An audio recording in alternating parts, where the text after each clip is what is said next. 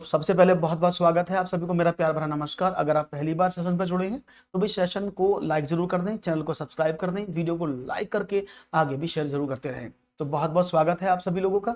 जब आप सब्सक्राइब करेंगे तो बेल आइकन को प्रेस करना बिल्कुल ना भूलें, जिससे कि हमारे नोटिफिकेशन आपको लगातार मिलते रहे बिना किसी रुकावट और बिना किसी देर के। तो शुरुआत करते हैं आज का पहला सवाल। जैसे कि आप जानते हैं सवाल पहला बड़ा इजी होता है और हमको इसको इजी सवाल आपके सामने रख दिए हैं। 57 रुपये 57 पैसे का पैसों में मूल्य कितना है ये आपको बताना है। क्वेश्चन बहुत सिंपल सा है। 57 रुपये 75 पैसा is the value in money. तो क्या कौन सा इसमें सही जवाब होगा? 575 पैसे, 775 पैसे, 57.75 पैसे या 5775 पैसे। तो राइट ऑप्शन सबसे फास्ट मिला सी और डी भी मिला आयुष। D C. नमस्कार, कैसे हैं आयुष? तो देखिए यहां पर हम बहुत जल्दी गड़बड़ी कर देते हैं। जैसे कि आप बहुत सारे बच्चों ने इसका आंसर सी सोच लिया, जो कि गलत है। क्योंकि 57.75 पैसे कैसे हो जाएगा? 57 रुपए की बात करते हैं तो 1 रुपए में 100 पैसे होते हैं, तो 100 की गुणा करनी पड़ेगी, तो 5700 पैसे तो ये हो गए और 75 पैसे ये थे। कितना हुआ? 5775 पैसे। हाँ, ये ऑप्शन तब सही होता जब पैसे की जगह रुपए में मूल्य पूछता। तो अगर ये ऐसे लिखता है ना 57.75 रुपए, तो ये सही होता। वो भी कब होता? जब वो आपसे रुपए में मूल्य पूछता। आपने इनका पैसों में वैल्यू पूछा है, तो पैसे में वैल्यू तो निकाल सकते थे आप आसानी से, है कि नहीं? तो पैसे में वैल्यू पूछा था तो आपको पैसे में बताना। जल्दबाजी में आप क्वेश्चन को गलत कर देते हैं, इसीलिए इस सवाल को रखा गया था। राइट ऑप्शन डी है। बहुत ही कम बच्चों ने इसका आंसर दिया है, ठीक है ना? तो राइट ऑप्शन क्या है? 5775 पैसे होंगे 57 रुपये 75 पैसे में। एक और सवाल। 4, 5 और 6 का सबसे छोटा सार्वगुणज और 5, 6 और 9 का सबसे छोटा सार्वगुणज का अंतर क्या है? The difference, the least common multiple of 4, 5 and 6 and least common multiple of 5, 6 and 9 is what? मैं हमेशा आपके साथ हूँ, डोंट वरी। तो देखते हैं जवाब क्या मिलते हैं कि भाई 4, 5 और 6। अब ये लीस्ट कॉमन मल्टीपल क्या होता है आप सभी जानते हैं, इसको एलसीएम बोलते हैं। तो उसने क्या क्वेश्चन दिया है? 4, 5 और 6 का एलसीएम और 5, 6 और 9 का एलसीएम। इन दोनों में डिफरेंस क्या है एलसीएम में? तो क्या करें? 4, 5 और 6 का एलसीएम क्या होगा? आपने कहा 6, 4 और 5 का एलसीएम बताना। 12 पंजे 60, तो 60 होना चाहिए ना, क्योंकि 4 से भी 60 कट जाता है, 6 से भी कट जाता है, 5 से भी कट जाता है। तो इन तीनों का एलसीएम तो 60 हो गया। इसका देखें, इसका कितना आएगा? 5, 6 और 9 का। आपने कहा कि सर इसका आ जाएगा 90, 90 ना। 5 से भी कटेगा, 6 से भी कटेगा और 9 से भी कटेगा। इन दोनों का डिफरेंस आपको बताना था कि 5, 6, 9 का एलसीएम 90, 4, 5, 6 का एलसीएम 60। दोनों का difference 90 minus 60 is equal to 30। Right option क्या? Option number 1, 30। जी, आसान सवाल था, इजीली मैनेज हो गया होगा, कोई दिक्कत नहीं है इस सवाल में। बस आपको एलसीएम निकालना आना चाहिए। कितना फास्ट आप निकाल पाते हैं? तो हमने डायरेक्ट निकाल दिया, क्योंकि छोटी वैल्यूज हैं। और हम एलसीएम कैसे निकालते हैं कि एलसीएम हमेशा या तो बड़ी संख्या होती है, बड़ी संख्या का मल्टीपल होता है। तो 6 का मल्टीपल देखा जाए जिसमें 0 आए तो सिर्फ 60 है, क्योंकि 5 जो है या तो 5 होना चाहिए लास्ट में या 0 होना चाहिए। तो देखा जाए तो 30 कटता नहीं है 4 से, तो 6 हमने 60 कर दिया। ऐसे इसको देखें, एलसीएम 9 का देखें तो 9 के बाद में 0 आया तो 45 हो सकता, जो 6 से नहीं कटता, तो 45 दूनी 90। तो हम इसको ऐसे निकाल लेते हैं। राइट ऑप्शन क्या था? 30। क्लियर है? एक और सवाल। क्वेश्चन है 3488 को 12 से भाग करने पर प्राप्त शेषफल और 2478 को 11 से भाग करने पर प्राप्त शेषफल में अंतर कितना है? यानी लक्ष्मी कैसी हैं आप? यानी आपको 3488 को 12 से डिवाइड करना है, उससे जो रिमाइंडर मिलेगा वो आपको 2478 को 11 से भाग करना है, उससे जो रिमाइंडर मिलेगा वो, उन दोनों का डिफरेंस आपको बताना है। ओके, तो देखते हैं। तो आपने कहा ओके, देखो 3, क्योंकि मुझे क्या बताना है? मुझे बताना है शेष। तो क्या करेंगे? 3, 4, 8, 8 को 12 से डिवाइड करो और 2, 4, 7, 8 को 11 से डिवाइड करो। अगर मैं इसको डिवाइड करते तो 12 एकम 12 दूनी 24, 24 10 बच गया, 12 निम्मा 108, तो इसमें से 8 बच जाएगा शेष। इसको देखिए 11 दूनी 22, 2 27, 11 दूनी 22, 5 58, 11 पंजे 55, यहाँ 3 बच गया, है ना? तो क्या करें भाई? आपने कहा ओके, तो इससे 12 से डिवाइड करने पर रिमाइंडर कितना बचता है? 8। 11 से डिवाइड करने पर बचता है 3। आप इसको सीधे भाग भी कर सकते हैं, 3, 4, 8, 8। मैंने तो डायरेक्ट कर दिया है। तो 12 दूनी 24, 10 8 और 12 निम्मा 108। आपने जब 8 होता तो गया नहीं, यहाँ पर 290 आ गया, तो ये रिमाइंडर 8 बचा। जब 2 4 7 8 में डिवाइड करेंगे 11 का, तो 11 दूनी 22, बचे 2 7, 11 दूनी 22, बचे 5, 11 पंजे 55, तो 3 बच गया। आप 11 का तो ऐसे भी कर सकते हैं, 2 4 7 8 ऑड प्लेसेस का सम और इवन प्लेसेस का सम का डिफरेंस ही इनका रिमाइंडर बचता है। देखो 8 और 4 12, 7 और 2 9, 3 आ गया ना, तो आप इसको ऐसे भी निकाल सकते हैं। Choice always be yours. तो जब देखा 8 में से 5 कम की, 3 कम किया, तो राइट आंसर इज 5। तो राइट ऑप्शन क्या होना चाहिए? ऑप्शन नंबर 1 जी। क्लियर है? कोई प्रॉब्लम तो नहीं किसी को? मुझे तो लगता नहीं कि कोई समस्या होगी। It is very easy, that is 5 is the right answer. एक और सवाल आपके स्क्रीन पर ये रहा। दो संख्याओं का गुणनफल, योगफल तथा गुणनफल क्रमशः 11 और 18 है, तब इन संख्याओं के व्युत्क्रमों का योग क्या है? The sum and product of two numbers are 11 and 18 respectively. Then the sum of the inverse of these numbers are. तो देखते हैं जवाब क्या मिलता है। तो आपने कहा दो संख्याएं हैं, मैंने कहा ओके, ए और बी, ए और प्लस बी को जोड़ दे तो वो 11 आता है, ए की बी में मल्टीप्लाई कर दे तो 18 आता है। तो उनके व्युत्क्रमों का योग पूछा है। तो अब यहाँ पर ए और बी की वैल्यू निकालने मत लग जाना आप, क्योंकि एग्जामिनेशन में हम इसको करना शुरू कर देते हैं कि हम ए और बी की वैल्यू फाइंड आउट करने की कोशिश करते हैं कि ए प्लस बी है तो ए माइनस बी निकालेंगे तब सॉल्व करेंगे, क्योंकि हमसे ए माइनस बी नहीं पूछा है, उसने पूछा ना कि व्युत्क्रमों का योग। तो भाई अगर संख्या ए है तो उसका इनवर्स 1/a होगा, संख्या बी है उसका इनवर्स 1/b होगा, तो इन दोनों को ऐड करने को बोला उसने। तो ए बी तो एलसीएम आ गया, ऊपर क्या बचा? ए प्लस बी। तो यानी आपको इसका वैल्यू निकालना है। अब आपको पता है ए प्लस बी कितना है? 11 और ए बी कितना? 18। Right option 11/18। क्लियर है? 18/11 नहीं होगा विनय, इट्स 11/18, क्योंकि ए प्लस बी ऊपर आएगा, ऐसी तो होगा, यही तो पूछा उसने, और यही हमसे पूछ रहा है इसका A plus B upon A plus B upon A B. Clear है जी? Right option D. तो ऐसे सवाल एग्जामिनेशन में पूछे गए हैं, तो आप सभी लोग इन पर फोकस करें और ढंग से समझने की कोशिश करें, क्योंकि इस तरह के सवाल अगर एग्जाम में आएंगे तो आपको पूरे नंबर आने चाहिए इनमें से। ओके, एक और सवाल लेते हैं फिर आपके सामने, ये रहा। क्लियर हो गया सबको? 1/3 minus 1 -1/4 minus 1 to whole to the power -1, ये सवाल आपके समक्ष है। तो आपको देखना, बताना है मुझे इसका आंसर क्या होगा। बहुत ही सिंपल सवाल है, गड़बड़ के चांसेस कम मिलेंगे। ये सवाल मैंने कल ही बहुत सारे कराए थे आपको इस तरह के। तो 1/3 की पावर -1 -1/4 की पावर -1 का मान क्या होगा? देखिए, ये मैंने आपको बताया है कि a is equal to 1/a होता है, या आप कह सकते हैं कि a inverse is equal to क्या होता है? 1/a होता है, ये अगर हम इनवर्स की बात करते हैं। तो यानी अगर हम a को सिंपल फॉर्मेट में करना चाहें तो ये अपॉन में आ जाता है। तो जैसे अगर मैं बोलूं कि भाई 1/2 है, तो 1/2 की पावर अगर -1 तो इसका मतलब कितना है? 1/1/2 की पावर +1। तो इसको क्या कर देंगे? 1/1/2 और 2 ऊपर चला जाएगा, तो ये 2/1 हो जाएगा। तो हम इतना इसको घुमाएंगे नहीं, हम क्या करेंगे सिंपल, अगर हमें किसी भी पावर नेगेटिव को पॉजिटिव करना होता तो हम इसकी बस भिन्नों को बदल देते हैं। तो उसको आप लिख सकते हैं 3/1 की पावर 1 माइनस 4/1 की पावर 1 की पावर माइनस, इसको ऐसे लिख सकते हैं। तो ये क्या हुआ? 3 - 4 टू दी पावर माइनस, ये क्या हुआ? अब 3 में से 4 गया तो -1 की पावर -1, और ये क्या कहलाएगा? ये कहलाएगा -1 अपॉन माइनस का 1 की पावर 1। तो 1/-1 इज इक्वल टू माइनस का। राइट ऑप्शन क्या होगा? That is -1। हाँ, समझ में आ रहा है? तो ऐसे एग्जाम, ये सवाल बहुत पूछे जा रहे हैं आजकल एग्जामिनेशन में, इसलिए इनको रखा गया है। इस तरह के सवाल आपसे काफी पूछे जा रहे हैं परीक्षाओं में, तो आप सब लोग रेडी रहें इस तरह के प्रश्नों को करने की। समझ में आया? बहुत इजी था। मैंने क्या काम किया कि इसको 1/1/3 की पावर 1 करने की जगह मैंने इसको सिर्फ भिन्नों को परिवर्तित कर दिया, क्योंकि इसमें आपको ज्यादा टाइम लगेगा। ठीक है ना? इट्स -1। समझो इस बात को, क्यों नहीं समझ रहे हो आप? ये लिखा है -1 की पावर -1, तो ये -1 का मीनिंग क्या है कि 1/-1 की पावर 1, यही तो इसका मीनिंग है। समझो, अगर ये लिखा है प्लस कैसे हो जाएगा? 2 होती पावर तो मैं प्लस कर भी देता। आयुष दोबारा समझो, इस संख्या को मैं अगर बदल दूं तो 3/1 हो जाएगी, तो इसका पावर प्लस हो जाएगा। माइनस की जगह प्लस। अगर नहीं समझ में आ रहा तो इसको मैं आपको और बड़े तरीके से बता देता हूं।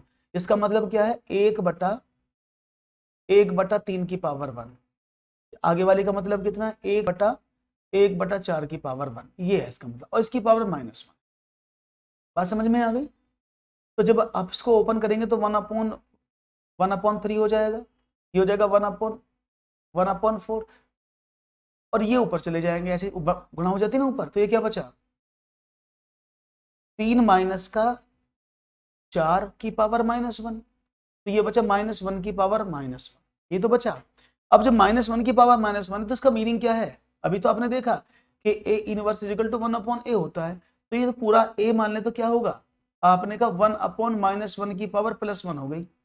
तो मीनिंग क्या हुआ, आपने कहा 1/-1, जब -1 को 1 से डिवाइड करोगे तो -1 ही आएगा ना। अभी समझ में आया। तो इन स्टेप्स के बचने के लिए हम क्या करते हैं, हम इसको अपोजिट कर देते हैं। तो मैं इसको लिख लेता हूं 3/1 की पावर 1 -4/1 की पावर +1, तो ये ऐसे हो जाएगा। तो अभी मुझे क्या मिला, 3 - 4 सीधा मिल गया। तो ये इतने स्टेप बच जाते हैं आपके। अगर भिन्न को आप परिवर्तित कर देते हैं तो आपकी नेगेटिव पावर पॉजिटिव बन जाती है। इज इट क्लियर, ये बात समझ में आ गई जी। समझ में आ गया होगा सबको, कोई प्रॉब्लम नहीं है, बहुत अच्छे से आपने आंसर दिया। आगे बढ़ते हैं, एक और सवाल की बात करते हैं। यदि 603x, x मीन्स ये ब्लैंक है, 68 है, तो अब बोला 63 × 4 × वाट, ये मल्टीप्लाई है। ये तो x है, ये पूछा गया तो रिक्त स्थान है, ये जो x है ये रिक्त स्थान है, और ये मल्टीप्लाई का निशान है जी। 67 होगा। अभी देख लेते हैं, जैसा आपने कहा, समझते हैं सवाल का मीनिंग क्या है। देखो, आपने कहा 603, ये ब्लैंक है, मल्टीप्लाई है, ये मल्टीप्लाई बाई 28 बराबर 63 multiply by 4 multiply by x। तो x का मतलब क्या है, 603 multiply by 28 upon 63 multiply by 4, क्योंकि 7 चौके 28 और 7 नाम 63, ये तो होगा। अगर हम इसको 7 से काट दें तो 7 चौके 28, 7 हम 63, 4 से 4 कट गया, 9 से काटें, 9 छिक्का 54, बचे 6, 9 7 63, तो 67 इज द राइट आंसर। ठीक है ना। तो ये सब मल्टीप्लाई में है सारे, ये भी मल्टीप्लाई में है, ये भी मल्टीप्लाई में, ये भी मल्टीप्लाई में, और ये क्वेश्चन मार्क है। तो अगर क्वेश्चन मार्क की वैल्यू आप निकालेंगे, इसको x भी मान लें, तो इसको पूरा उधर भेजना पड़ेगा, बस हमें कटिंग पटिंग करनी थी। समझ में आ गया सबको जी, कोई प्रॉब्लम तो नहीं किसी को। तो अगर ऐसा सवाल आएगा तो मुझे उम्मीद है कि आपके पूरे नंबर आएंगे। 67, ओके, वेरी गुड, समझ में आ गया होगा। आगे बढ़े, एक और सवाल की बात करें, चलिए। क्वेश्चन है 4.7 का सरलीकृत मान कितना है। तो थोड़ा सा सही करिएगा, ये थोड़ा सा क्वेश्चन है कि इसको मैं थोड़ा सा, अभी इसमें कुछ गड़बड़ है इस सवाल में, इसको सही कर देते हैं, क्योंकि आप तब तक कोशिश करें सवाल करने की, जिससे कि आप सवाल आसानी से कर लें और आसानी से आपका सवाल बन जाए जी। तो देखते हैं जवाब क्या मिलता है आपका। क्वेश्चन आपके समक्ष रख दिया गया है, और इसमें छोटी सी वैल्यू की मिस थी, उसको मैं पुट कर देता हूँ जी। सवाल आपके समक्ष है, बताइएगा आंसर क्या होगा। बहुत सिंपल सवाल है, क्वेश्चन आपके सामने है, दीजिएगा answer. 5.47 multiply by 5.47 minus 4.53 into 4.53 upon 0.94 का सरलीकृत मान आपको बताना है। ऑप्शन आर 10, 8, 9 और 7। देखते हैं जवाब क्या मिलता है। 5.47 इंटू 5.47, सिंपल सवाल है, और शायद आप इसको जानते होंगे अच्छी तरह से। तो अगर मैं देखो यहाँ पर इसको ए भी करूं, तो ये a इंटू ए स्क्वायर है, ये b इंटू बी स्क्वायर है, तो ये कुछ ऐसे तो लिखा है ए स्क्वायर माइनस बी स्क्वायर। ए की जगह 5.47 मानो तो इसका फॉर्मूला क्या होता है, a माइनस बी और a प्लस बी, यही तो होता है ना। तो क्या इन दोनों को मैं कर सकता हूं ऐसे, तो मैं क्या कर सकता हूं उसको, 5.47 माइनस का 4.53 इंटू 5.47 प्लस 4.53 अपॉन 0.94। अब 5 इसमें से घटाएं तो कितना बचेगा, आपने कहा 4, 7 में से 3 गए 4, 14 में से 5 गए 9, 0 इंटू 10 अपॉन 0.94। 10 कैसे आया, देखो 5 और 4 9 और 1 10, 94 से 94 कट गया, 0.10 इसका सही जवाब। घबराहट की बात तो नहीं है किसी के अंदर सवाल को लेकर के, कोई घबराहट, कोई परेशानी, कोई चिंता अगर हो तो प्लीज बताएं, नहीं तो हम फिर आगे बढ़ेंगे। क्लियर है, कोई प्रॉब्लम नहीं होनी चाहिए सवाल में, और आपने अच्छे से आंसर देने का प्रयास किया, दैट्स वेरी नाइस, गुड। ए सही जवाब था, ए बिल्कुल बढ़िया। तो ऐसे सवालों में सिर्फ फॉर्मूला अगर आपको पता है, कॉन्सेप्ट पता है कि कैसे सॉल्व होगा, तो आप नहीं तो आप इसकी गुणा करते रह जाओगे, सवाल बहुत मुश्किल हो जाएगा करना। एक और सवाल, एक रेलगाड़ी एक स्टेशन से प्रातः 6:14 पर चलती है और अपने गंतव्य स्थान पर 13 घंटे 48 मिनट के पश्चात पहुंचती है, तो गंतव्य स्थान पर पहुंचने का समय क्या है। देखते हैं जवाब क्या मिलता है। एक रेलगाड़ी है, एक स्टेशन से सुबह चलती है 6:14 पर और अपने गंतव्य स्थान जहां से पहुंचना वहां 13 घंटे 48 मिनट के बाद पहुंचती है। तो जो वो गंतव्य स्थान पर पहुंची, डेजिग्नेशन पर पहुंची, जो डेस्टिनेशन था उस डेस्टिनेशन पर पहुंची, तो उस समय कितने बज रहे थे, ये सवाल है। तो मतलब क्या है, सुबह 6:14 पर वो चली और उसने 13 घंटे 48 मिनट का टाइम लिया, तो टोटल कितने बज गए, 8 और 4 12, 4 और 2 6। अब 62 मिनट तो होते नहीं है, क्योंकि घंटे के सुई में ये, क्योंकि घंटा है और ये मिनट है, तो मिनट तो 62 नहीं हो सकते। तो क्या करेंगे, क्योंकि 62 है तो 62 में से 60 निकाल देंगे, क्योंकि वो हाथ से चला जाएगा 1 घंटा। तो 13 और 6 19 और 1 20, तो ये 20:02 पर पहुंच गई। अब 20:02 की बात करते हैं, क्योंकि रेलवे के अकॉर्डिंग 20:02 का जो समय होता है वो शाम का समय होता है, जिसमें 12 घंटे प्लस किए जाते हैं एएम बनाने के लिए।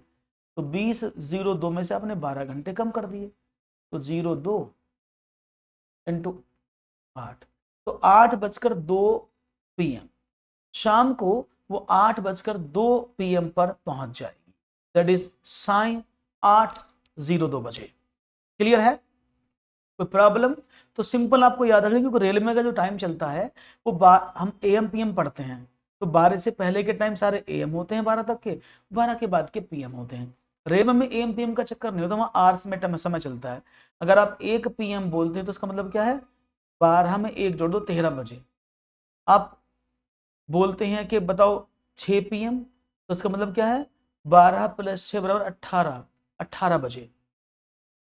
ये सबको पता है, कोई प्रॉब्लम नहीं है, बहुत बढ़िया, ऐसी पता होना चाहिए आपको। तो सवाल तो अपना आप होते चले जाएंगे। एक और सवाल है, वह छोटी से छोटी संख्या जिसे 269 में जोड़ने पर पूर्ण वर्ग संख्या प्राप्त हो, वह है the smallest number that can be added to 269 to get a perfect square number.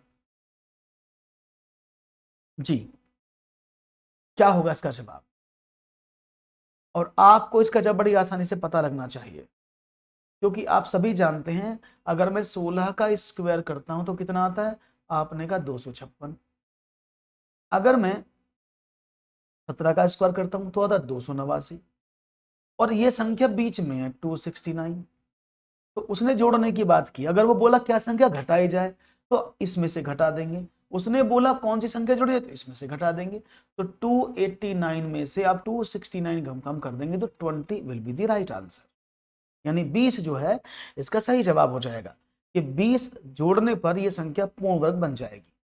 ठीक है, कोई प्रॉब्लम नहीं, आसानी से सवाल आपने कर दिया है, बहुत बढ़िया। हमें उम्मीद थी आपसे कि आप इस सवाल को जरूर करेंगे, ऐसे बच्चों वाले सवाल तो आप निपटा ही देंगे, ये तो मुझे विश्वास है। बढ़ते हैं एक और सवाल के पास, देखते हैं उस पर आपका क्या जवाब है। संतरे के 15 लीटर 286 मिलीलीटर जूस को गाजर के 19 लीटर 714 मिलीलीटर जूस में मिलाया जाता है।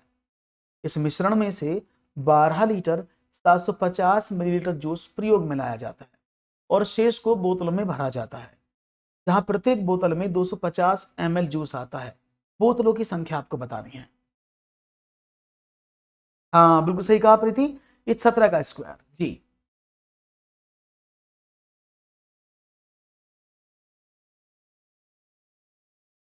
संतरे के 15 लीटर 286 मिलीलीटर जूस को गाजर के 19 लीटर 714 मिलीलीटर जूस में मिलाया गया। तो पहले दोनों को मिक्स कर दिया गया, तो कितना था?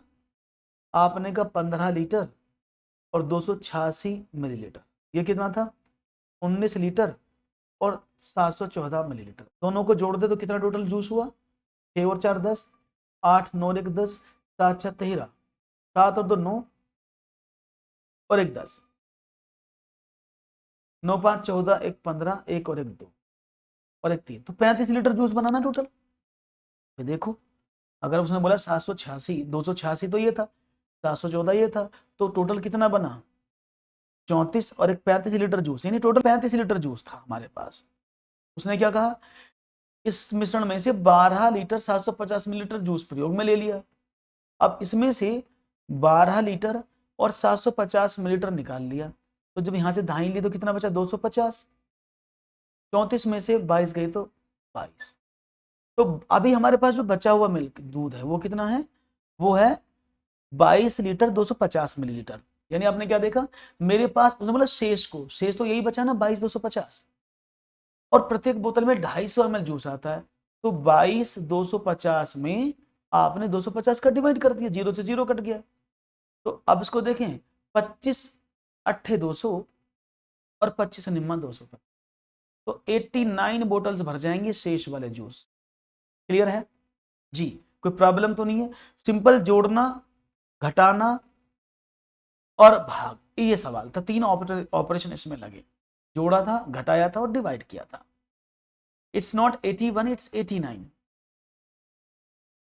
सी is the right answer, 89 will be the right answer.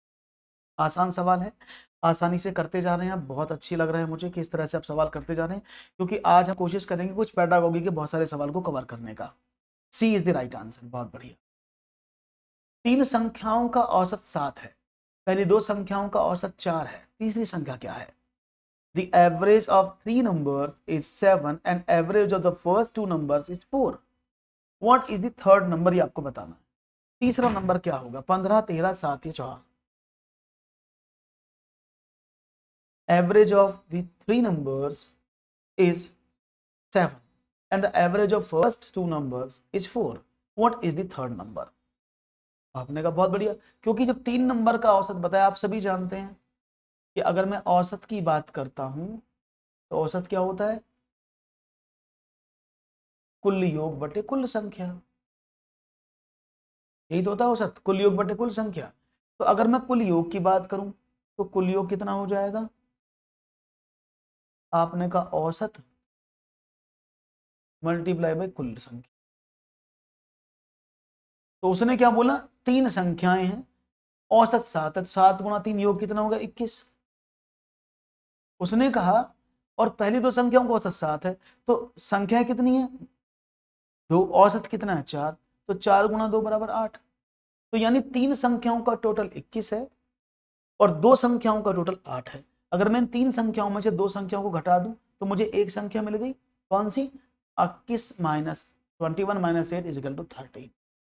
Right option क्या होना चाहिए? Option number 2 is the right answer. B is the right answer, not C, it's B 13।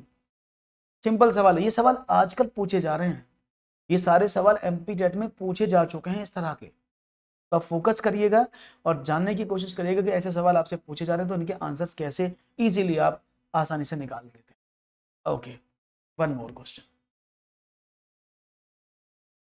कारखाना में कार्यरत कुछ लोगों की आयु वर्षों में निम्न प्रकार है: 31, 41, 28, 54, 34, 37, 27, 32, 33, 35 और 42। आयु का परिसर बताना है आपको। The age of some people working in the factory is as follows: 31, 41, 28, 54, 34, 27, 23, 33, 35 and 42. The age range is what? तो देखिए, रेंज जो है ये स्टैट्स का टॉपिक है। ये जो रेंज होता है ये होता है मेजर्स ऑफ डेविएशन, ये डेविएशन में पूछा जाता है। यानी ये किसका टॉपिक है? मेजर्स ऑफ डेविएशन, जहां पर हम रेंज निकालते हैं। और रेंज क्या होती है? ये होती है highest value minus lowest value, यानी अधिकतम मान। ओके बताता हूं अभी। अधिकतम मान माइनस न्यूनतम मान, ठीक है ना। अधिकतम मान और न्यूनतम मान। अधिकतम मान का मतलब कितना हुआ, आपने कहा इनमें सबसे बड़ी संख्या कौन सी है, आपने कहा सर 31, 41, 28, 54, सबसे बड़ी 54 दिख रही है ना आपको, 54, आपने कहा 54। और सबसे छोटी संख्या कितनी, 31, 41, 28, 34, 37, 23, 21, 33, 42, तो सबसे छोटी संख्या कौन सी है, आपने कहा हमें तो 23 दिख रही है यहाँ पर सबसे छोटी संख्या।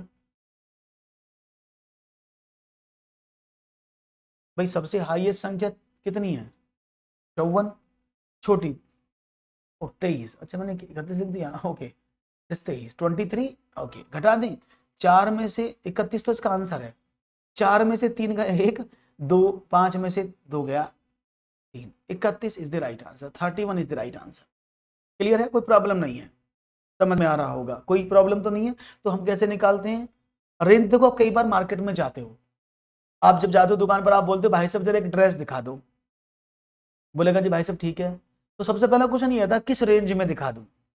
रेंज का मतलब क्या है कि आप कहां से स्टार्ट कर सकते हो और कहां आपका लास्ट होगा, तो न्यूनतम और हाईएस्ट वैल्यू का डिफरेंस ही रेंज होती है, ठीक है। क्वेश्चन नंबर 10 को बोला गया है, देखो इस सवाल को सिंपल तरीका है, बहुत छोटी सी वैल्यू 269 थी, अगर अब 269 की बात करते हैं तो 269 में प्रॉब्लम क्या है, आपको पता है ना 1 से 20 तक के स्क्वायर तो हम आपको बताते हैं, तो ये 16 का स्क्वायर होता है 256 और 17 का स्क्वायर होता है 289, तो यानी इस भिन्न को 289 तक पहुंचा, जब भी तो जोड़ने पर आएगा, भाई 269 में क्या जोड़े कि 17 का स्क्वायर हो जाए, आपने कहा सर इसमें 20 जोड़ दो, तो ये 20 जुड़ जाएगा तो 289 आ जाएगा, आंसर आ गया।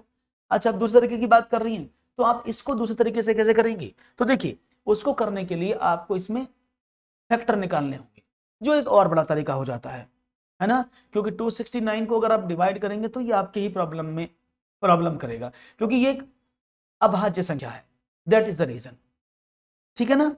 अगर ये भाज्य संख्या होती तो हम आराम से कर लेते, इसलिए कोई धन साधारण वर्ष ब्याज की दर से 2 वर्ष में 500 रुपए तथा 4 वर्षों में 900 रुपए हो जाता है, वह धन होगा। A money at the rate of simple interest becomes 500 in 2 years and rupees 900 in 4 years, that will be the money। तो आपको बताना है कि उसका मूलधन क्या है, भाग विधि से कर लो मनीषा, लेकिन भाग 216 में किससे डिवाइड करोगी आप जी, वो 2 से नहीं कटता, 3 से नहीं कटता, 4 से नहीं कटता, 5 से नहीं कटता, 6 से नहीं कटता, 7 से नहीं कटता, 9 से नहीं कटता, 11 से नहीं कटता, तो कहां तक करोगी, है ना, क्योंकि वो एक प्राइम नंबर, इसलिए ठीक है, इसलिए हमने इस मेथड को अपनाया है। सवाल आपके सामने था, कोई धन साधारण ब्याज की दर से 2 वर्ष में, नहीं कितना हो गया 2 साल में, आपने कहा 2 साल में हो गया 500, और 4 साल में कितना हो गया, आपने कहा 900, क्लियर है। अब क्या करें, 2 वर्ष में 500, 4 साल में 900। अगर मैं आपसे बोलूं कि एक बात याद रखना, मूलधन कभी भी परिवर्तित नहीं होता है, principal amount always remain same, बस उस पर ब्याज लगता चला जाता है। तो अगर मैं दोनों को घटा दूं तो मुझे 2 साल का ब्याज पता लग जाए, कितना हुआ 400 रुपए, भैया 4 साल में से 2 साल का पूरा मिश्रण घटाया तो ब्याज आया, तो 2 वर्ष का ब्याज कितना है 400 रुपए। जब 2 वर्ष का ब्याज 400 रुपए है, और ये जो 2 वर्ष का टोटल अमाउंट कितना था, वो क्या था, 2 वर्ष का टोटल अमाउंट कितना था 500 रुपए, तो इस 500 रुपए में क्या था, प्रिंसिपल भी था इंटरेस्ट भी था, तो 2 सालों का प्रिंसिपल इंटरेस्ट कितना है 500 रुपए, और आपने 2 साल का ब्याज निकाला 400, तो प्रिंसिपल प्लस 400 इंटरेस्ट बराबर 500, तो प्रिंसिपल कितना आ जाएगा, आपने कहा 500 में से 400 कम कर दो, तो 100 रुपए प्रिंसिपल अमाउंट, क्लियर है। Not D is not the right answer, ये ब्याज 400 रुपए है, उसने पूछा धन पूछा है, क्लियर है। तो धन निकालने की कोशिश करो, बहुत सिंपल तरीका है, कुछ भी नहीं है, बस कॉन्सेप्ट्स और कॉन्सेप्ट्स और कॉन्सेप्ट्स, इसलिए एनसीएफ कहता है कि आप हमेशा कॉन्सेप्ट पर रहकर पढ़ाई करो, तो आपके सवालों का कल्याण हो जाएगा। एक और सवाल लेते हैं फिर आपके सामने, आपने कहा है तो समझ में आया सबको जी, अगर समझ में आ जाए तो कमेंट सेक्शन में यस लिख दीजिएगा, और नहीं आया तो दोबारा से पूछने के लिए डाल दीजिएगा, मैं बता दूं। एक आयताकार बक्से ए की आंतरिक लंबाई, चौड़ाई और ऊंचाई क्रम से 20, 18 और 15 सेंटीमीटर है, तथा बक्से बी की 18 सेंटीमीटर, 12 सेंटीमीटर और 5 सेंटीमीटर है। बक्से ए का आयतन बक्से बी के आयतन का कितना गुना है। यानी आपके पास दो बक्से हैं, एक बक्सा ये है जो ऐसी शेप का है, एक बक्सा ये है जो दूसरी इसी शेप का है, लेकिन छोटे बड़े हैं, दोनों घना बका है। उसने बोला कितने गुना है। अगर मैं एक बक्से के आयतन में दूसरे बक्से के आयतन का डिवाइड कर दूं, यानी अगर मैं एक बक्से बड़े बक्से के वॉल्यूम में छोटे वाले बॉक्स का वॉल्यूम का डिवाइड कर दूं तो मुझे गुना पता लग जाएगा। और इसका वॉल्यूम क्या होता है, आप कहते हैं सर LBH होता है, किसी भी घनाभ का वॉल्यूम LBH होता है।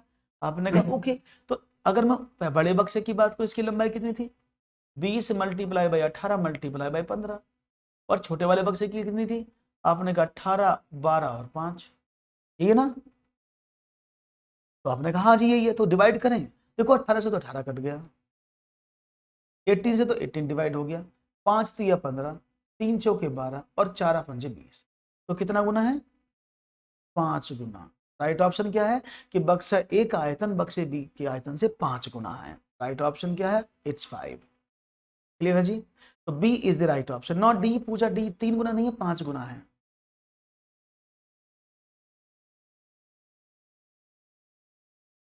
ठीक है, no problem. One more question for you. योजना, अब थोड़ा सा पेडागोगी के सवाल बहुत ज्यादा आ रहे हैं कुछ सुनने वाला, तो कुछ पेडागोगी भी कर लेते हैं। योजना एक उद्देश्यपूर्ण क्रिया है जिसे मन लगाकर सामाजिक वातावरण में पूरा किया जाता है। गणित शिक्षण की योजना विधि की उक्त परिभाषा निम्न में से किसने दी है। ऑप्शन ए क्रो एवं क्रो, स्किनर, थॉर्नडाइक, किलपैट्रिक। तो राइट ऑप्शन क्या है कि planning is a purposeful action which is done in social environment with a lot of mind. Who gave above definition of the scheme method of teaching mathematics? तो शायद ये सभी को पता होगा कि अगर हम बात करते हैं योजना विधि की, तो योजना विधि से ही आप कनेक्ट कर सकते हैं। ये परिभाषा जो दी गई है योजना विधि की, वो किलपैट्रिक साहब ने दी है। राइट ऑप्शन क्या, किलपैट्रिक, क्योंकि किलपैट्रिक साहब को ही योजना विधि, प्रायोजन विधि या प्रोजेक्ट मेथड के नाम से जानते हैं। तो ये इन्हीं की परिभाषा है किलपैट्रिक साहब की। संतोष जी, परिभाषाओं को याद करने का तरीका है सिर्फ उनकी कीवर्ड्स को जानना। योजना एक उद्देश्य ये बताया था किलपैट्रिक साहब ने, तो इस तरह से आपको इनको याद करना होता है। इनका कोई और तरीका नहीं है कि आप इनको याद कर पाए, बस आपको इसका हाँ पता होना चाहिए कि कैसे इसको याद करते हैं। That's it. सुरेंद्र एक अध्यापक है जो प्राथमिक स्कूल में कक्षा 5 में गणित पढ़ाते हैं। कक्षा में गणित शिक्षण के दौरान एक छात्र की अभ्यास पुस्तिका पर इस प्रकार लिखा हुआ पाते हैं, 7 और 11 का लेस मीन्स एलसीएम 73 है और 5 7 है, 3 और 5 का एलसीएम 3 है। इससे क्या निष्कर्ष निकलता है ये आपको बताना है। इससे आप क्या निष्कर्ष निकालते हैं कि छात्र को किस चीज की नॉलेज नहीं है अगर वो ऐसे सवाल करने की कोशिश कर रहा है। तो देखेंगे आपका जवाब मुझे क्या मिलता है। उम्मीद करूंगा कि जवाब अच्छा मिलेगा और आप आसानी से बताने की कोशिश भी करेंगे। देखिए समझिएगा सवाल को, हाँ समझना पड़ता है बिल्कुल। तो सवाल देखेंगे क्या मिलता है इसका आंसर, आपने कहा हम बता देंगे। देखो तो कंडीशन आपके सामने है कि भाई एक बच्चे ने क्वेश्चन किया कि 7 और 11 का एलसीएम 7, 3 और 5 का एलसीएम 3 है। इससे निष्कर्ष निकलता है कि छात्र को बोध नहीं है किस चीज का, अभाज्य संख्याओं का लैसे ज्ञात नहीं किया जा सकता। छात्रों को यह समझ नहीं कि अभाज्य संख्याओं का लैसे उनका गुणनफल होता है। छात्र के अनुसार छोटी संख्या लैसे होती है, यह उपरोक्त में से कोई नहीं। जी, ये तीसरा ऑप्शन यहाँ लिखा हुआ है, इसको नीचे कर लीजिएगा। इज इट क्लियर, बात समझ में आ गई, कोई प्रॉब्लम हो तो बताओ, नहीं तो फिर आगे बढ़ा जाता। तो let's see what will be the answer from your side. और मैं उम्मीद करूंगा कि आपका जवाब सुंदर, अति सुंदर और प्रभावपूर्ण हो। तो बी ऑप्शन सबसे ज्यादा मुझे दिख रहा है यहाँ पर आप लोगों का। देखिए समझो, बच्चे ने 7 और 11 का एलसीएम 7 लिखा और आपने आंसर सी दिया, तो ये तो बच्चे ने अपने अकॉर्डिंग किया है। अगर वो सवाल पूछता कि बच्चे के को प्रश्न करने का क्या आधार है, बच्चे ने किस आधार पर प्रश्न किया, तो अगर ये सवाल ऐसा होता कि बच्चे का प्रश्न करने का आधार क्या है, बच्चे ने प्रश्न को क्या सोच के किया, तो ये आंसर था। अगर पॉइंट ऑफ व्यू बच्चे से पूछते, ठीक है ना, उसने क्या पूछा, किस चीज का ज्ञान नहीं है, नहीं उसने क्यों कमी की है वाली। अब उससे ये नहीं पूछा उसने आंसर किस बिहाफ पर लिखा, उसने ये पूछा कि बच्चे को क्या नॉलेज नहीं जो ऐसा गलत कर रहा है। तो बच्चे को नॉलेज क्या नहीं है कि अभाज्य संख्याओं का लय से उनका गुणनफल होता है। इस बात का अगर नॉलेज होता तो वो 7 की 11 से गुणा करके 77 लिख देता। क्लियर है? तो आपको क्या करना है, आपको इस बात को सोचना है कि सवाल किस पॉइंट ऑफ व्यू से पूछा गया है, ठीक है ना। अगर वो बच्चे के पॉइंट ऑफ व्यू से पूछा है तो आप बच्चे की तरफ से आंसर दोगे। अगर वो आपसे टीचर के पॉइंट ऑफ व्यू से पूछा है या एनसीएफ के पॉइंट ऑफ व्यू से पूछा तो टीचर जैसे आंसर दोगे। ठीक है, बात समझ में आ गई? सी क्यों नहीं समझ में आया? अगर प्रश्न में अगर वो ये पूछता कि ऐसे होता, यहां क्वेश्चन होता छात्र का प्रश्न करने का आधार क्या है, तो यानी छात्र ने वो सवाल कैसे हल किया, तो तब इस ऑप्शन को आप चूज कर सकते। क्लियर है? तो राइट ऑप्शन क्या है? Option number B is the correct answer, C नहीं होगा। पेडागोगी में बस यही शब्दों को समझना है, शब्दों का खेल है, अगर आप समझ जाएंगे तो काम बन जाएगा। क्वेश्चन है ए बी सी तथा डी भुजाओं वाले वृत्तीय चतुर्भुज, जिसको आप साइक्लिक क्वाड्रिलेटरल भी बोलते हैं इंग्लिश में, के क्षेत्रफल को निकालने के लिए s into S minus A, S minus B, S minus C, S minus D सूत्र किसने दिया to find the area of circular quadrilateral और cyclic quadrilateral with side A, B, C and D is S minus A, S minus B, S minus C, S minus D का whole square root. Who gave the formula? Herbert, Brahmagupta, Ramanujan और आर्यभट्ट। तो यहां पर A option मिल रहा है सबसे ज्यादा, Herbert, very good, और साथ में मिल रहा है मुझे ऑप्शन रामानुजन जी, क्योंकि गणित के महान गणितज्ञों में उनका नाम है रामानुजन जी का। अब जी लीजिए, वेलकम।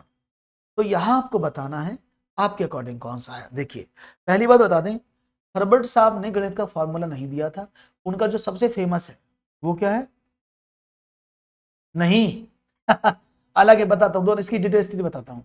हर्बर्ट ने आपको दिया था 5 स्टेप लेसन प्लान, यानी पंचपदीय योजना, पढ़ा होगा आपने, सबसे फेमस हुई उनकी। आर्यभट्ट साहब ने दिया पाई का आविष्कार, जो सबसे फेमस हुआ, ठीक है। रामानुजन साहब ने दिया था रमन हार्डी नंबर और इन्फानाइट थ्योरी। ब्रह्मगुप्त साहब ने दिया था बीज गणित पर ज्ञान, और बीज गणित में उनकी किताब का नाम था कुहक, और कुहक के अंदर उन्होंने सबसे जो फेमस फार्मूला था वो था ये वाला फार्मूला, जिसको चक्रीय चतुर्भुज का फार्मूला कहा जाता है। तो ये किसने दिया था? ब्रह्मगुप्त जी ने दिया था, ठीक है ना। अब ये ब्रह्मगुप्त जी ने दिया था, इसको क्या आप समझिए एक तरीके से, और ऐसे एक फार्मूला और भी है विषम बाहु त्रिभुज के क्षेत्रफल निकालने का, है ना, ये वाला, जहां एस इज इक्वल टू क्या होता है, ए प्लस बी प्लस सी अपॉन 2।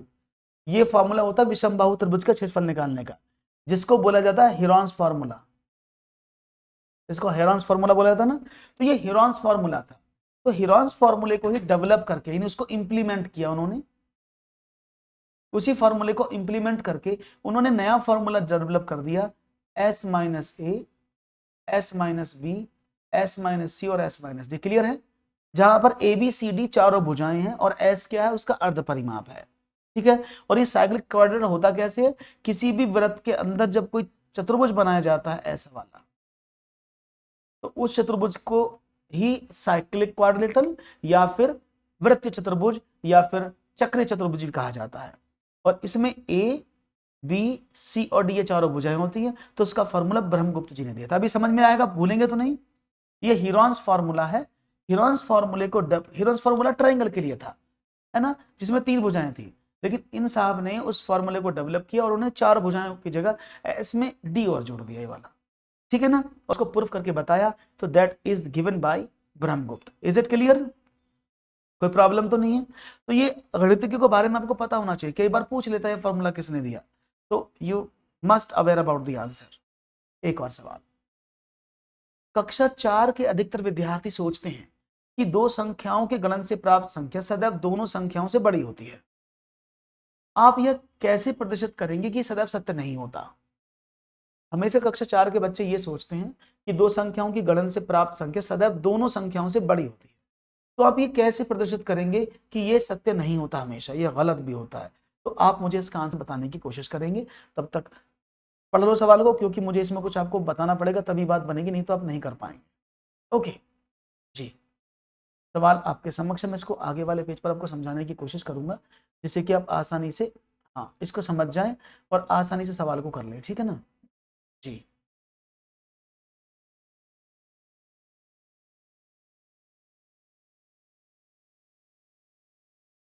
क्लियर है, और मुझे उम्मीद है कि आप इसका आंसर जरूर देंगे आसानी से। ओके, तो लेट्स सी, पढ़ लिया होगा सवाल आप लोगों ने आसानी से जी।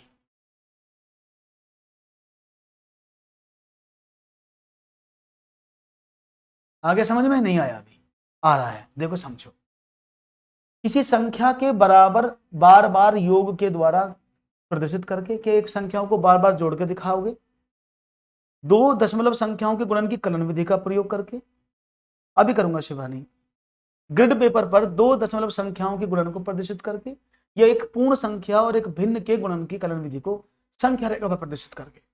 तो बी मिल रहा है कि दशमलव के दो अंकों की, देखो कक्षा 4 का बच्चा है, अगर 4 के बच्चे को आप बताओगे कि भाई 2 मल्टीप्लाई बाय 3 बराबर 6, तो वो कहेगा सही बात है, लेकिन उसको दशमलव वाली गुणा सिखाओगे तो उसको समझ में, जैसे आपको समझ में नहीं आ रहा क्यों बड़ा होता है, तो उस बच्चे को कुछ मूर्त चीज चाहिए, कुछ टीएलएम चाहिए, क्योंकि कक्षा 4 का बच्चा है और उसको आप विश्लेषण करा रहे हो कि दोनों बड़ा हमेशा सत्य नहीं होता। तो क्या करेंगे, हम ग्रिड पेपर का यूज करेंगे। तो राइट ऑप्शन है ग्रिड पेपर। ग्रिड पेपर पर दशमलव की दो संख्याओं को गुणन को प्रदर्शित करके कि कैसे होता है, मैं उसको समझाता हूं आपको। मैं आपको नेक्स्ट स्लाइड पे लाता हूं, आपके सामने ग्रिड पेपर रखा हुआ है मैंने, यहाँ पर देखो ग्रिड पेपर दिख रहा है आपको एक, ये ग्रिड पेपर है, इसमें वर्गाकार खाने हैं, और ये कौन सा ग्रिड पेपर है, 10x10 का। तो 10 खाने इसमें ऐसे हैं, 10 ऐसे होने चाहिए, ठीक है, समझते रहिएगा। तो जब 10 खाने ऐसे 10 ऐसे, तो उसको समझने की कोशिश करेंगे। तो इसमें क्या होता है, बच्चों को बताया जाता है कि एक खाना एक पॉइंट का होता है, ये 0.1 0.2 0.3 0.4 0.5 0.6 0.7 0.8 0.9 और 1 ऐसे होता है, ऐसे ही इधर वाले होते हैं खाने। तो बच्चे को क्या बोलेंगे, चलो हम बच्चों आप बताते हैं आपको कि गुणा करो, कितने की, फॉर एग्जांपल 0.3 में 0.2 की गुणा करो। बच्चे बोले ठीक है, तो अब इसको सिखाएंगे उसको ग्रिड पेपर पर, कैसे कि देखो 3 खाने बोले हैं ना, तो बेटा 3 खाने यहां से चूज कर लो, ऐसे 3 खाने यहां से चूज कर लो और सबको काट दो। बच्चा बोला ठीक है जी काट देते हैं, तो बच्चे ने उसको यहां से ऐसे काट दिया, ठीक है ना। मैं आपको दिखा देता हूं अभी करके कि वो कैसे काटेगा, जिससे कि आपको समझ में आ जाए, क्योंकि यहाँ तो मैं काट के दिखाऊंगा तो थोड़ा मुश्किल हो जाएगा। तो मैं बच्चों को बोला ये 3-3 खाने सारे काट दो, बच्चा बोला ठीक है जी काट देते हैं। अब बच्चे ने कैसे काटा वो समझना है आपको, कैसे मैं दिखा देता हूँ आपको काट के, बच्चा कैसे काट रहा है। Okay, where is my, wait a minute. Okay, तो बच्चा इसको काटने की कोशिश कर रहा है, कैसे देखो 3-3 खाने उसको काटने हैं। ओके, अरे भाई चल जा, पेन नहीं चल रहा मेरा, एक मिनट, कट क्यों नहीं हो रही है। मैं सोचा आपको साफ साफ करके दिखा दूं तो ज्यादा बात बन जाए।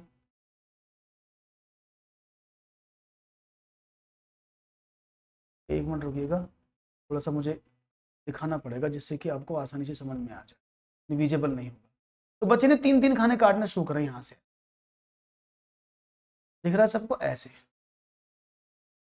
मैं आपको स्क्रीन में दिख रहा होगा मैं कैसे काट रहा हूँ 3-3 खाने। तो बच्चे ने 3-3 खाने ऐसे काट दिए, 3 इधर से 3 इधर से।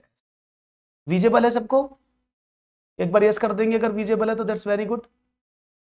तो बच्चे को बोला आप जो है इसको ऐसे काट लो, ये होता ग्रिड पेपर का यूज, क्योंकि मैं यहाँ पर वो तो नहीं कर पाऊंगा क्योंकि मेरा पेन सीधा नहीं चलता, तो इसलिए मुझे अलग टूल में जाकर आपको दिखाना पड़ रहा है, ठीक है ना। तो बच्चों को बोला 3 ऐसे लिखना है, बच्चा बोला हाँ जी, तो बेटा 3-3 खाने ऐसे काट दे। तो बच्चे ने 3-3 खाने ऐसे ऐसे इधर से काट दिए।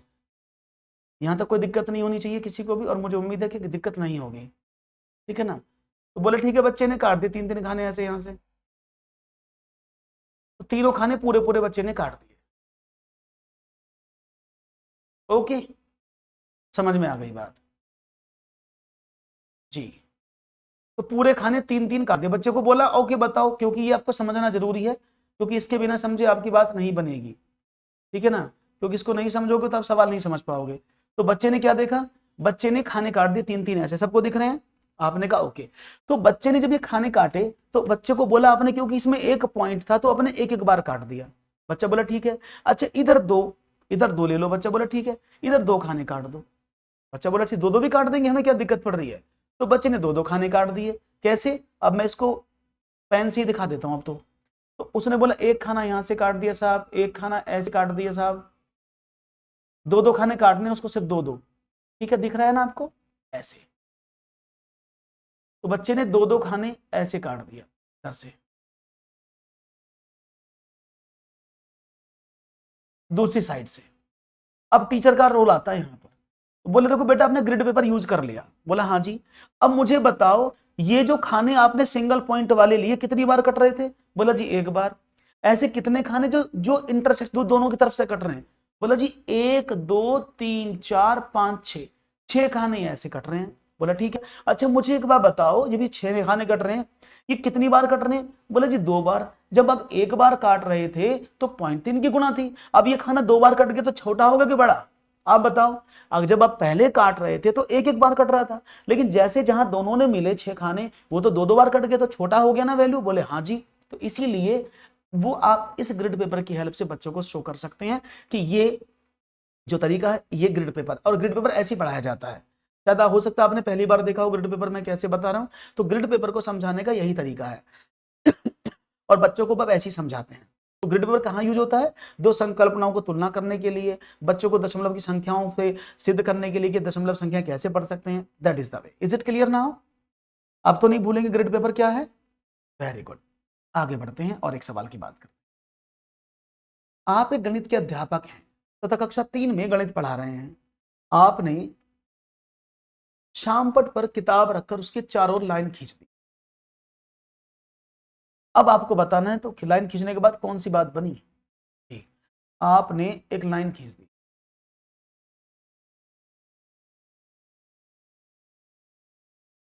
आपके द्वारा खींची गई लाइन का योगफल क्या है? Option A. अच्छा, पढ़ा नहीं था पेपर से? अच्छा कोई बात, ये छोटे बच्चों के लिए होता है, समझाने के लिए। ठीक है, किताब का परिमाप, किताब की आकृति, किताब का क्षेत्रफल, या इनमें से कोई नहीं। देखते हैं जवाब क्या मिलता है। किताब का परिमाप, किताब की आकृति या किताब का क्षेत्र, इनमें से कोई नहीं। तो you are a mathematics teacher and it are teaching mathematics in class 3rd। If you put a book on the black board, आपने एक ब्लैक बोर्ड था ये वाला आपके सामने, और आपने इस पर ये ब्लैक बोर्ड रखा आपकी दीवार पर लगा हुआ है, और आपने इस पर एक किताब रखी ऐसे, उसकी चारों तरफ लाइन खींच दी। अब जो किताब सामने आई इसकी चारों भुजाओं को जोड़ा गया। फॉर एग्जाम्पल ये 3 की थी तो ये 3 की थी, ये 2 की थी 2 की थी, इन सबका टोटल करोगे चारों भुजाओं को तो क्या होगा? आपने कहा 2 + 3 + 2 + 3, और चारों भुजाओं का टोटल क्या होता है? आपके इनसे परिमाप होता है। राइट ऑप्शन क्या था? किताब का परिमाप। एकदम सही जवाब, कोई दिक्कत नहीं, सीधा जवाब आपकी तरफ से आया। That's very nice. आगे बढ़ते हैं, एक और सवाल की बात करते हैं। गणित विषय में मूल्यांकन एक प्रक्रिया है जिसका आशय है। क्या मतलब है? अगर हम गणित में मूल्यांकन की बात करते हैं, मैथमेटिक्स में एक प्रक्रिया है मूल्यांकन, प्रोसेस है, उसका मतलब क्या है? बच्चों की कमजोरी का पता लगाना, बच्चों में यह पता लगाना कि गणित में वो उनकी रुचि का समावेश है। मूल्यांकन से अध्यापक द्वारा बच्चों की शैक्षिक उपलब्धि का पता लगाना, ये उपरोक्त में से कोई नहीं। तो देखते हैं जवाब क्या मिलता है। उम्मीद करूंगा जवाब में शायद कोई भी आपत्ति आपकी तरफ से ना आए और आप आसानी से सवाल के जवाब दे पाए। यस, तो देखेंगे जवाब क्या मिलता है ABCD के रूप में। सी ऑप्शन मिलने की बात हो रही है, क्या बात है? सी,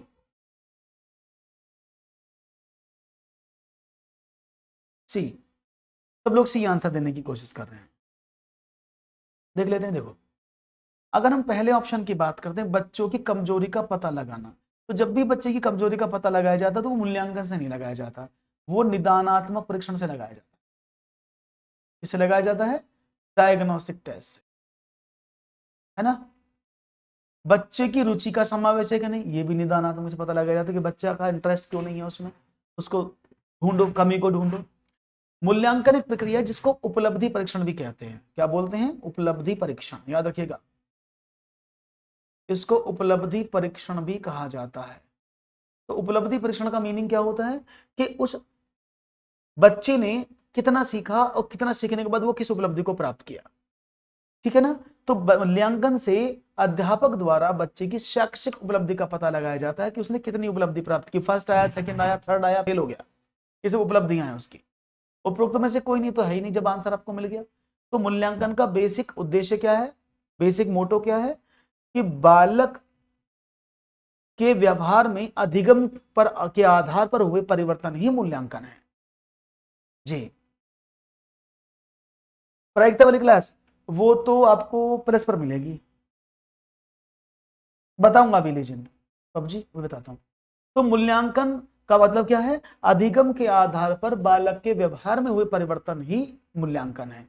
और मूल्यांकन से बालक के बारे में ये जानकारी प्राप्त की गई है, उसके सिखाई हुई चीजें, सिखा हुआ अधिगम उसने किस सीमा तक प्राप्त किया है। राइट ऑप्शन था ऑप्शन नंबर 3। अभी समझ में आ गया होगा, कोई प्रॉब्लम तो नहीं है, वेरी गुड। एक विद्यार्थी को संख्याओं और परिकलन में समस्या हो रही है, तो उसमें असमर्थता हो सकती है, जिसका नाम क्या, लेखन क्षमता डिस्ग्राफिया, गणितीय क्षमता डिसकैलकुलिया, दृश्य स्थानिक संगठन में असमर्थता, या फिर पठन अक्षमता dyslexia. If a student is having problems with number and calculation, he may be unable to name, that is what, writing dysgraphia, dyscalculia, inability to visual spatial organization, or dyslexia। हो रही है राम, कल होगी, कल होगी, कल रामदेवी क्लास कल होगी। और बी ऑप्शन सब जानते हैं ना, क्यों, गणित संबंधी विकार कैलकुलेशन पर डिपेंड, कैलकुलिया मींस कैलकुलेशन, तो कैलकुलिया मींस कैलकुलेशन से बना वर्ड है। तो डिस मींस प्रॉब्लम, तो डिसकैलकुलिया मींस गणितीय क्षमता, नहीं गणित में होने वाली समस्याओं को हम डिसकैलकुलिया के नाम से जानते हैं। और सही जवाब था ऑप्शन नंबर बी। हालांकि यहाँ लिखा हुआ है लेखन क्षमता डिस्ग्राफिया, तो हम अगर इनका नाम भी पेपर में क्या करेगा, वो इनके नाम काट देगा ऐसे, और आपसे पूछा जाएगा डिस्ग्राफिया है, डिसमाफिया, डिसकैलकुलिया है, डिसलेक्सिया, डिस्प्लेसिया है, ये पूछ सकता है ना। Clear, okay. एक और सवाल, आप कक्षा 5 में पढ़ा रहे हैं, आपने एक छात्र से पूछा कि इस गिलास को पानी से भर दिया जाए तो क्या कहेंगे। इस पर छात्र ने बताया कि भरा हुआ पानी गिलास का आयतन है। इससे ज्ञात होता है कि छात्र को स्पष्ट ज्ञान है किस चीज का, आयतन के सूत्र का, आयतन की अवधारणा का, आयतन की इकाई का, और आयतन के परिमाप का। तो देखते हैं क्या जवाब है। इस गिलास को पानी से भर दिया जाए, जी मनोज कुछ कहना चाह रहे हैं, बिल्कुल सही बात है। अगर बालक को पता लग जाए कि इसमें क्या भरा हुआ है, फॉर एग्जाम्पल मैं आपको एग्जाम्पल लेता हूं, मेरे सामने गिलास रखा हुआ है, इज इट क्लियर, इट्स गिलास, इस गिलास में अगर वो बोले इस गिलास में पानी भर दिया जाए, थोड़ा सा इसमें पानी रख दिया जाए, तो ये आयतन नहीं है, क्योंकि आधा गिलास पानी भरा हुआ है। जबकि इस गिलास को पूरा भरोगे ऊपर तक, तभी इसमें क्या आएगा, तभी इसके आयतन को बोला जाएगा कि कंप्लीट भरा हुआ, क्योंकि गिलास में जितना भी स्पेस खाली है वो इसका वॉल्यूम है। तो अगर इसमें गिलास में पानी भर दिया जाए ऊपर तक, जैसे उसने बोला गिलास में पानी भर दिया जाए, तो उसे पूरा पता है कि कॉन्सेप्ट किसका है, गिलास में पानी से भरा हुआ है। तो इसका मतलब क्या है कि ये वॉल्यूम का कॉन्सेप्ट है, कि जितना भी इसके अंदर खाली स्पेस होगा वही स्पेस क्या कहलाएगा, वॉल्यूम कहलाएगा। तो बच्चों को किसका स्पष्ट ज्ञान है, आयतन की अवधारणा का उसे स्पष्ट ज्ञान है। राइट ऑप्शन है ऑप्शन नंबर बी। क्लियर है जी, बहुत बढ़िया। एक और सवाल, कक्षा 4 में क्षेत्रफल की अवधारणा का परिचय कराने के लिए शिक्षक कहां से प्रारंभ कर सकता है। बहुत अच्छा सवाल है, सोच समझ के दीजिएगा। कक्षा 4 में क्षेत्रफल की अवधारणा का परिचय कराने के लिए शिक्षक कहां से प्रारंभ कर सकता है। किसी आकृति में आने वाले इकाई वर्गों को गिनकर क्षेत्रफल की गणना करना, अलग अलग आकृतियों के क्षेत्रफल ज्ञात करने के लिए सूत्रों को स्पष्ट करना, एक आयत की लंबाई और चौड़ाई को गुणा कर क्षेत्रफल की गणना द्वारा, या पत्ती, नोटबुक, टेबल आदि वस्तुओं के तलों की तुलना द्वारा। क्लियर है, देखते हैं जवाब क्या मिलता है आपका। डी, सब डी कहेंगे, बहुत बढ़िया। अच्छा, अगर मैं इसको कक्षा 3 कर दूं तो क्या होगा, कक्षा 3 कर दूं वो भी ऑप्शन नंबर 4 होगा। कक्षा 5 कर दूं तो भी ऑप्शन नंबर 4 होगा। How it's possible? अगर उसने कुछ क्लास मेंशन की है तो उसका मतलब कुछ ना कुछ तो मीनिंग होगा। याद रखिएगा, अगर क्लास मेंशन है तो आपको समझना होगा कि क्लास में किस तरह से टीएलएम को यूज किया जाता है। जब बच्चा कक्षा 3 में होता है तो उसको बताया जाता है कि पत्ती नोटबुक टेबल की सहायता से। कक्षा 4 में भी वही बताओगे, कक्षा 8 में भी वही बताओगे, कक्षा 10 में भी बताओगे, तो कैसे काम चलेगा? That is a. बालक को जब अवधारणा का परिचय कराया जाता है कक्षा 4 में तो हम इकाई वर्ग गणन का प्रयोग करना शुरू कर देते हैं। वो क्या होता है कि एक आयत आपने लिया और उसको ऐसे 2-3 भागों में तोड़ दिया। अब ये पूरा एरिया कवर कर लिया इस आयत ने। आप बच्चे से पूछेंगे इसमें कितना एरिया है, तो बच्चा बोलेगा 1 2 3 4 5 6। तो बच्चा यहाँ पर एरिया निकालना शुरू कर देता है। तो राइट ऑप्शन क्या है? ऑप्शन नंबर है, क्योंकि कक्षा 4 है। कक्षा 3 होता तो ऑप्शन नंबर 4 होता। अगर वो ये बोलता है, यहां पर इसको काट दूं, प्राथमिक स्कूल में या प्राथमिक कक्षाओं में, अगर वो प्राथमिक कक्षा में भी बोलेगा तो भी ऑप्शन नंबर 4 होगा। ठीक है ना? क्लियर है? बात समझ में आ गई? तो राइट ऑप्शन क्या है? ऑप्शन नंबर 1, क्योंकि वो कक्षा 4 का बच्चा है तो उसको वहां पर इकाई वर्ग गणन की सहायता से हम शुरू कर देते हैं। Calculating the area bye counting the unit square. आपने कई बार देखा हो टीएलएम इकाई वर्ग गणन की सहायता से। तो इकाई वर्ग गणन का मतलब क्या होता है? दैट इज, हाँ, काउंटिंग बाय यूनिट स्क्वायर्स। तो बच्चा इस गिनती को शुरू करता है 1 2 3 4 5 6 ऐसे करना, तो वो काउंटिंग शुरू कर। यहां पर बच्चे को जब बताते हो तो वो क्या है, वो बच्चा कैलकुलेट नहीं कर पाता, बस वो ऑब्जर्व कर पाता है कि बच्चा कि ये छोटा है ये बड़ा है क्योंकि इसका एरिया ज्यादा है। लेकिन कक्षा 4 में बच्चा एरिया को कैलकुलेट करना शुरू कर देता है और वो कुछ नंबर्स आपको बताना शुरू कर देता है। That's why the right option, option number A is the correct answer, इकाई वर्ग गणन की सहायता से। क्लियर है? तो प्रॉब्लम तो नहीं है? बहुत बढ़िया। तो मुझे उम्मीद है कि सेशन आपको समझ में आया होगा। अगर सेशन अच्छा लगा है तो भाई सेशन को सब्सक्राइब जरूर कर दो चैनल को, और सेशन को लाइक करके आगे भी फॉरवर्ड करते रहो, जिससे कि सभी लोगों तक ये जो क्लासेस है वो पहुंच जाए। तो don't forget to subscribe our channel. फिर मुलाकात करूंगा इसी समय नए सेशन में, तब तक के लिए दीजिएगा इजाजत। Thank you very much.